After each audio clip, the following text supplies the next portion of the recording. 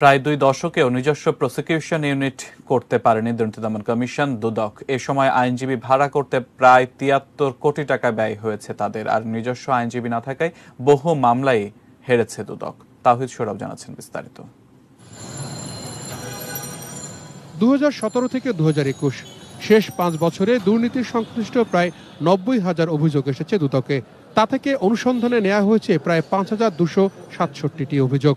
অনুসন্ধান শেষে মামলা হয়েছে 1,547টির।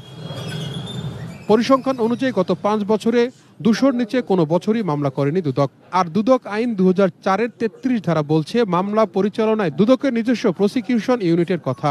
তবে প্রায় 2 দশকেও তা গড়ে ওঠেনি। চুক্তিভিত্তিক নিয়োগের মাধ্যমে যেটা দিয়ে আমরা করছি, এটাতে কতটুকু আমরা ফল পাচ্ছি কিংবা নিজস্ব প্রসিকিউশন ইউনিট থাকলে কতটুকু ফল লাভ করতে পারতাম, এটা হয়তো ওনারা কখনো সেভাবে চিন্তা করেননি। যাকে আমার পছন্দ তাকে আমি নিয়োগ দিতে পারছি, তাকে আমি খুশি রাখতে পারছি।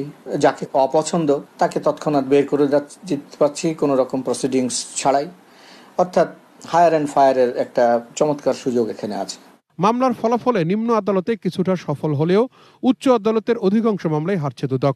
কমিশন থেকে প্রকাশিত সবশেষ বার্ষিক প্রতিবেদন বলছে চুক্তিতে মোট 149 জন আইনজীবী কাজ চালাচ্ছে দুদকের, যার মধ্যে উচ্চ আদালতে 27 জন আর বাকিরা জজ আদালতে। এরই মধ্যে অনৈতিক আচরণের অভিযোগে অভিযুক্ত হয়েছেন বেশ কয়েকজন আইনজীবী। আসামি পক্ষের দ্বারা ম্যানেজ হয়ে গেছেন ইত্যাদি যে অভিযোগগুলো, সেইগুলো আগেও এসছে, আমার সময়েও এসছে।